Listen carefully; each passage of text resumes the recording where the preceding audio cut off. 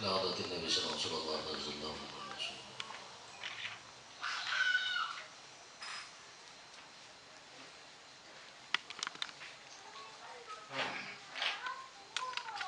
وإلى أرواح جميع أهل الكبر من المسلمين والمسلمات والمؤمنين والمؤمنات الله يغفر لهم ذنوبهم ويتغشاهم برحمة المغفرة.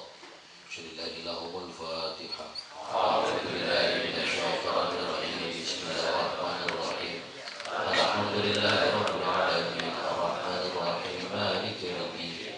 إياك نعبد وإياك نستعين اهدنا الصراط المستقيم صراط الذين أنعمت عليهم غير المغضوب عليهم ولا الضالين. Assalamualaikum warahmatullahi wabarakatuh. Waalaikumsalam warahmatullahi wabarakatuh. Innal hamdalillah wassalatu wassalamu ala man la nabiyya ba'da sayyidina Muhammad bin Abdullah wa ala alihi wa sahbihi wa mawala la hawla wa la quwwata illa billah amma ba'd. يقول الله تعالى في كتابه المبين وهو أصدق القائلين أعوذ بالله من الشيطان الرجيم يرفع الله الذين آمنوا منكم والذين أوتوا العلم درجات وقال النبي صلى الله عليه وسلم طلب العلم فريضة على كل مسلم. صدق الله مولانا العظيم وصدق رسوله الكريم ونحن على ذلك من الشاهدين والشاكرين والحمد لله رب العالمين.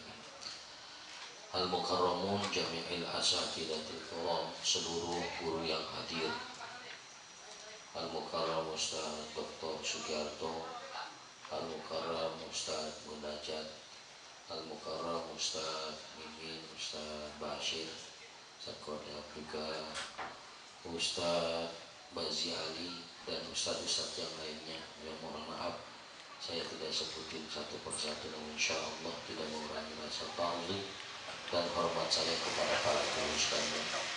Kita doakan guru-guru kita biar pada sehat, amin, panjang umurnya, amin, banyak rezekinya, amin, dan berkah, dan seluruh jamaah yang hadir mudah-mudahan seluruhnya diberikan pahala dan ridho dari Allah Subhanahu wa taala. Tak lupa sahibil bait Bapak Bang Samin sekeluarga, mudah-mudahan diberikan keberkahan oleh Allah Subhanahu wa taala. Hadirin yang dirahmati Allah, alhamdulillah kita bersyukur kepada Allah karena begitu banyak nikmat yang Allah berikan pada kita. Salawat salam semoga tercurah limpahkan ke hadirat baginda Nabi Sayyidina Muhammad sallallahu alaihi wasallam. Mudah-mudahan kita jadi umat yang telah mendapatkan syafaatnya di yaumil akhir nanti. Amin. Hadirin, sebelumnya pernah ada acara di Nurul Ilmi, acara Maulid Nabi sallallahu alaihi wasallam. Yang menjadi pembicara itu Habib Saleh. Beliau sampaikan bahwa khaslatan la syai'a afdalu minhuma. Ada dua hal yang paling utama. Yang pertama adalah al-iman billah, beriman kepada Allah. Yang kedua wa naf'ul muslimin, bermanfaat buat kaum muslimin. Kelanjutan hadis itu, karena kemarin Habib menyampaikan dua hal itu. Kelanjutan hadisnya adalah khaslatani la syai' akhbathu ay anjasu minhuma asyirku billah wa dhurru lil muslimin. Ini termaktub dalam kitab Nasaihul Ibad. Kata Nabi ada dua hal juga yang tidak ada lebih kotor daripadanya, yang tidak lebih buruk daripadanya. Berarti ini amal buruk banget. Yang pertama asyirku billah, syirik, musyrik. Yang kedua wadhurru lil muslimin, merugikan kaum muslim. zalim terhadap kaum muslimin. Nah, hadirin yang dirahmati Allah Subhanahu wa taala, musyrik itu berarti menduakan. Bahkan dikatakan inna syirka la zulmun azim. Syirik itu dosanya gede. Bahkan di antara dosa yang gak diampuni syirik. Nah, hadirin yang dirahmati Allah Subhanahu wa taala, kalau dulu mungkin musyriknya kelihatan orang nyembah pohonnya, kelihatan orang nyembah kuburannya. Dulu kelihatan dia, ya orang kita kan gitu, pasang ancak. Cuman kan seiring zaman, hadirin rahmati Allah Subhanahu wa taala, musyriknya berubah. Ya. Jadi musyriknya itu makin modern. Hadirin yang dirahmati Allah Subhanahu wa taala, saking besarnya dosa itu, kita diperintah untuk menghindarinya. Di antara hal yang kita lakukan yang disunahkan oleh baginda Nabi Sallallahu Alaihi Wasallam, ba'da maghrib, ba'da subuh, itu kita ngucapin dzikir la ilaha illallah wahdahu la syarikalah, lahul mulku wa lahul hamdu yuhyi wa yumitu wa huwa ala kulli syai'in qadir. Itu dibaca ba'da maghrib, ba'da subuh 10 kali. La ilaha illallah wahdahu la syarikalah, lahul mulku wa lahul hamdu yuhyi wa yumitu wa huwa ala kulli syai'in qadir. Ngerti artinya? Penting biar nggak syirik lah, pokoknya gitulah ya. Tiada yang wajib disembah kecuali Allah. Wahdah, Maha Esa Allah, la syarikalahu, tidak ada sekutu bagi Allah. Ma'asyiral hadirin yang dirahmati Allah Subhanahu wa taala, ada syirik-syirik. Syirik yang gak terasa itu musyrik. Ketika seseorang melakukan satu ibadah, dia riya, berharap kepada orang. Sedekah, berharap dipuji orang. Sholat, berharap dilihat orang. Sampai perbuatan-perbuatan apapun. Gak lama misalnya juga Allah Subhanahu wa ta'ala, ketika apapun lah, apa saja. Belum lagi ma'asyiral hadirin Subhanahu wa ta'ala, rajin pasang status. Lagi makan enak, dipoto, berharap dipuji dari orang. Sampai-sampai ada tulisan gitu. Ya, sampai-sampai ada tulisan gitu misalnya, alhamdulillah bisa sholat tahajud malam ini. Ada nggak gitu? Ada ya? Yang lebih fantastis, apa itu fantastis?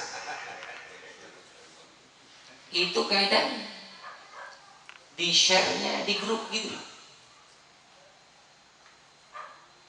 menunjukkan seolah dirinya juga melakukan sholat tahajud, padahal dia lagi begadang, bininya lagi lahiran.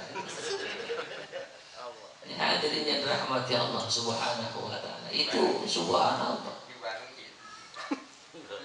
Kalau perbuatan itu, hadirin yang dirahmati Allah, kemudian diikuti oleh orang lain, saya pernah sampaikan, diikuti oleh orang lain perbuatan kayak begitu, maka apa? Wa naktubu ma qaddamu wa atharahum wa kulla syai'in ahsanahu fi imamin mubin. perbuatan buruk kemudian dilakukan oleh orang lain, diwariskan kepada orang lain, hadirin subhanahu wa ta'ala, ini imbasnya bisa saja menjadi dosa jariah. Ya. Ini kan kita sudah lama kenal dosa jariah.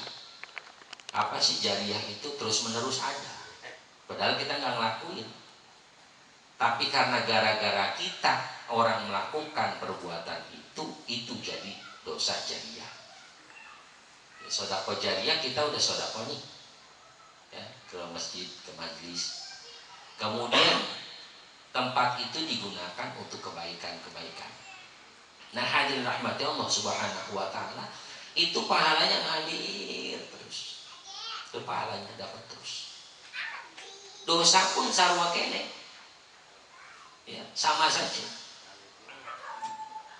Maka ini ma'asyiral hadirin yang dirahmati Allah subhanahu wa ta'ala, jangan sampai setiap perbuatan kita ini diikuti oleh orang lain. Ya, namanya perkara-perkara musyrik, ya jangan dilakukan lah. Karena bagaimanapun kita hanya menyembah semata-mata kepada Allah subhanahu wa ta'ala. Kedua, hadirin rahmati Allah subhanahu wa ta'ala, wal dhurril muslimin, merugikan orang Islam. Hadirin, Rasulullah itu melarang merugikan orang non muslim saja, itu haram.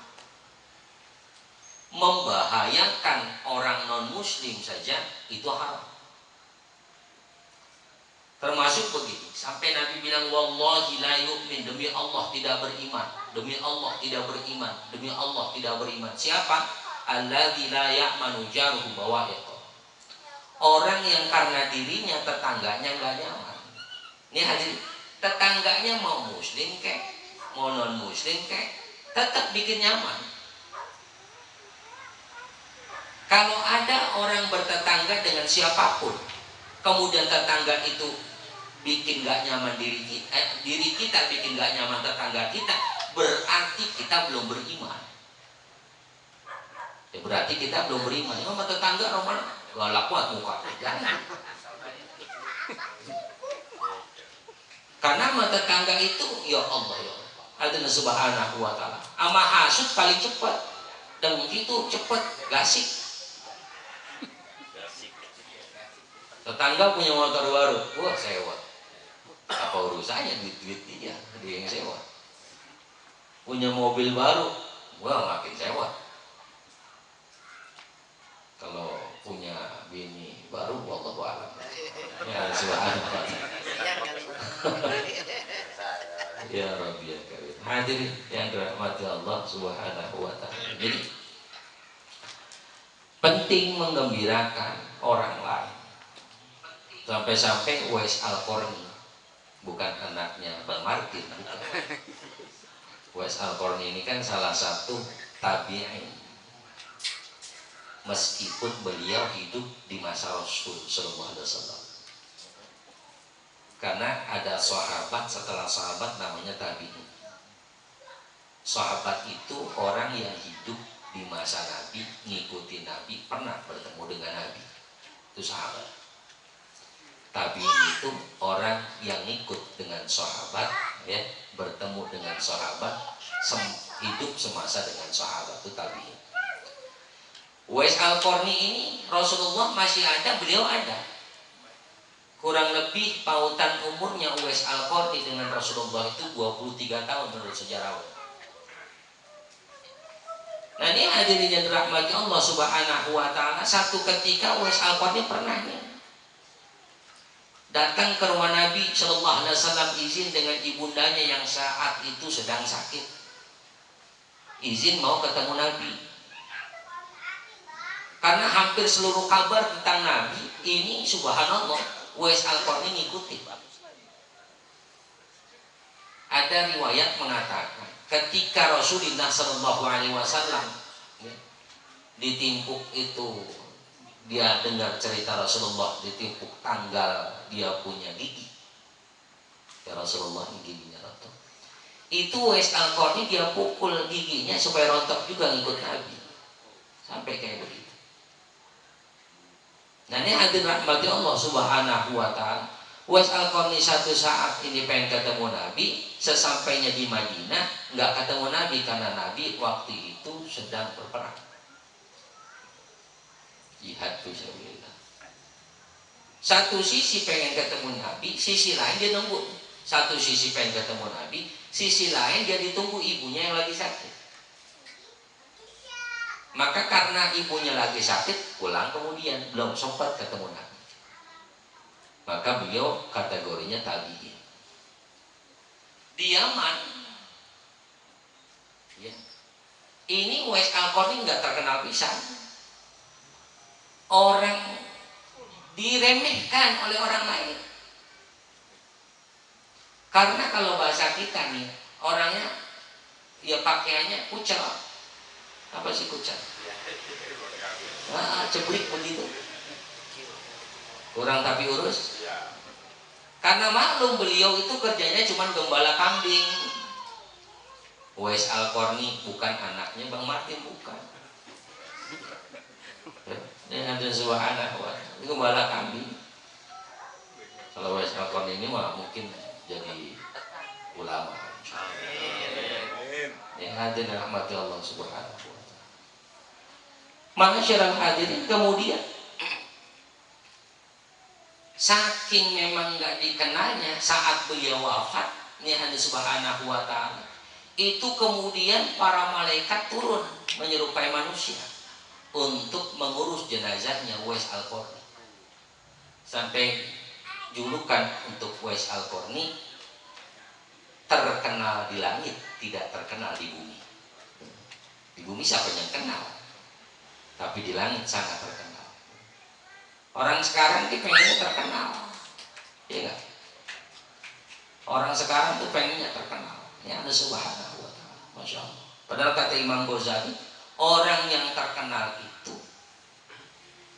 kesempatan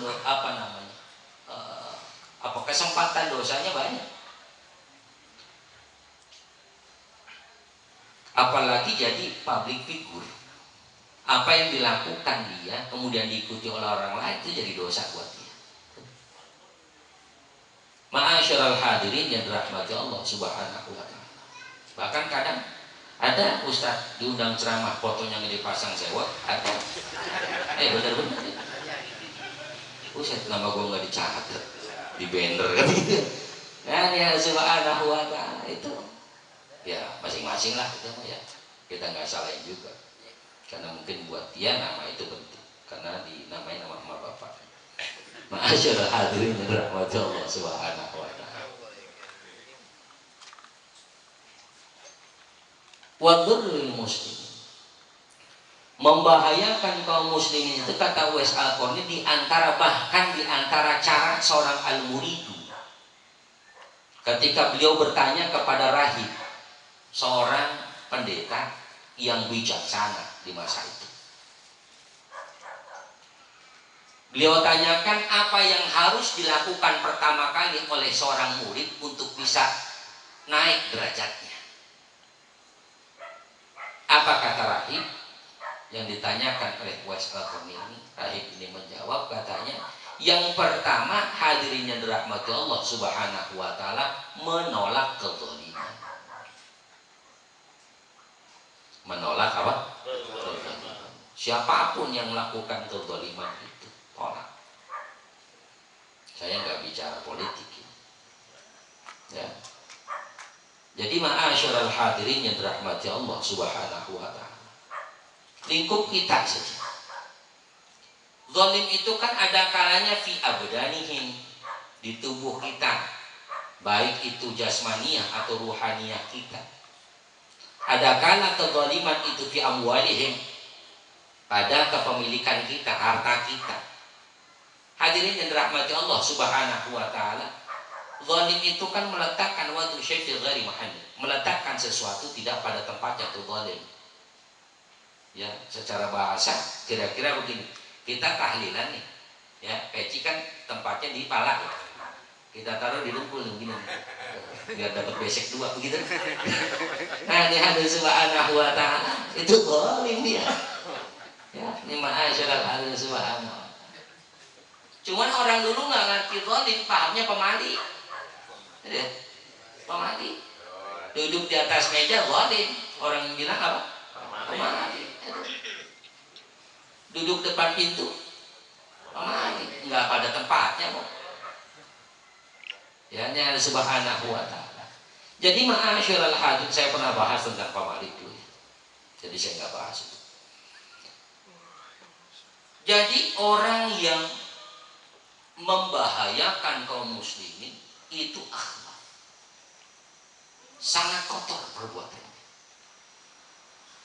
Ai anjasu, bahkan dikatakan najis orang yang seperti itu. Ya, sangat najis. Najis itu kotor. Ma'asyiral hadirin yang dirahmati Allah Subhanahu wa taala. Jadi terhadap apapun, pertama jangan zalim terhadap diri kita. Mana orang yang zalim terhadap diri? Banyak. Enggak begini. Tidak menjaga kesehatannya zalim. Terhadap diri itu zalim.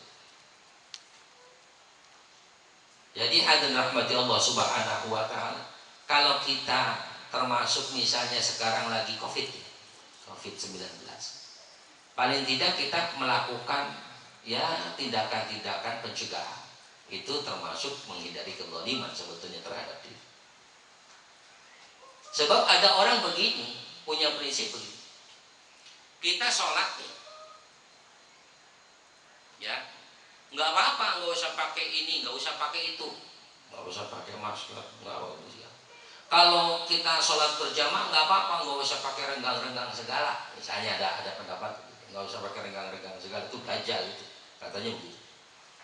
Nah hadirin rahmati Allah subhanahu, pun kalau kita kena corona misalnya, ya matinya mati syahid. Hadirin, ngindarin penyakit itu juga wajib. Jaga kesehatan itu wajib, bahkan apa? An-nadhafatu minal iman. Kebersihan itu sebagian daripada iman. Jadi perlu dijaga kebersihannya supaya muncul kesehatannya. Kenapa sih harus sehat? Biar ibadahnya enak. Saya sering sampaikan, kenapa sih Allah perintah ajarkan kita doa Allahumma barik lana fima razaqtana wa qina adzabannar. Ajarkan begitu. Sunat kita makan itu baca doa itu. Allahumma ya Allah, Allahumma barik lana fima razaqtana wa qina adzabannar. Itu urusannya apa makan sama neraka? Kan tiba mau makan. Kau wa qina adzabannar. Supaya dihindarkan dari api neraka. Lagi bang mau makan, apa urusannya ke neraka? Karena hakikatnya makan biar kita sehat. Ketika kita sehat, ibadah jadi nikmat. Hadirin, sujud lagi puyeng enak apa enggak? Coba dah. Ya maaf. Kita tahlilan lagi sakit gigi. Gede kita main tahlil. Loh, bisi kawan yang tahlilan deh sakit gigi. Sampai ada saya tadzkirul ainullah asyamsi fi rawadin wa yunkiru famu ta'mal ma'i min saqam. Ada orang yang benci terhadap matahari, padahal kata dia ya bahasanya, matahari silo amat sih. Ya, gitu. Padahal bukan matahari yang salah, dari zaman jebot matahari begitu. Kenapa kemudian jadi sewot? Gara-gara dia sakit mata. Hadir. Wa tukirul famu ta'mal ma'i min saqami wa yukirul famu ta'mal ma'i min saqami. Kemudian ketika dia makan sesuatu, makanan pedas amat dimakannya, atau makanan bikin perih, padahal bukan makanan dari dulu yang makanannya begitu.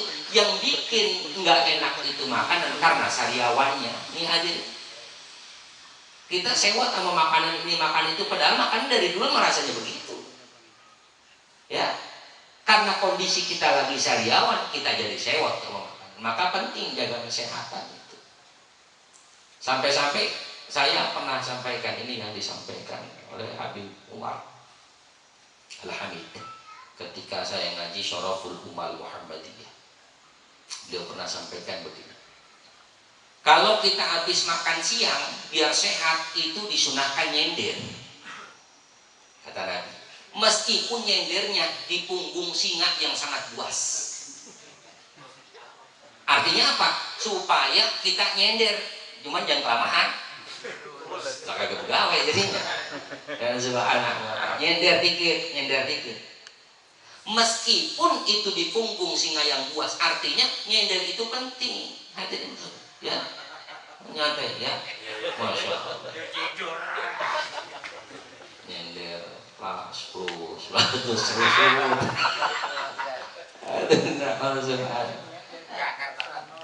terus makan malam, kata Nabi. Orang yang usai makan malam, setelah makan malam itu berjalanlah, meskipun itu harus berjalan di atas tubuh ular yang berbisa. Saking pentingnya. Jadi kalau habis makan malam bergerak dulu. Sudah tidur ya, itu yang bikin komplek Bekasi kan begitu penyakit kan bikin penyakit apa komplek Bekasi. Ma'asyiral hadza subhanallah. Penting jaga kesehatan itu. Nih. Anak muda sekarang banyak berbuat zalim terhadap dirinya, mabal dia misalnya. Menyuntikkan dirinya dengan apa itu? Obat-obatan, narkoba. Ya, narkoba. Minum minuman keras, zalim terhadap dirinya. Tahu kok, pakai opo. Sama zalim. Tindikan ya Allah ya. Ya, tindikan ada 3 ini tuh.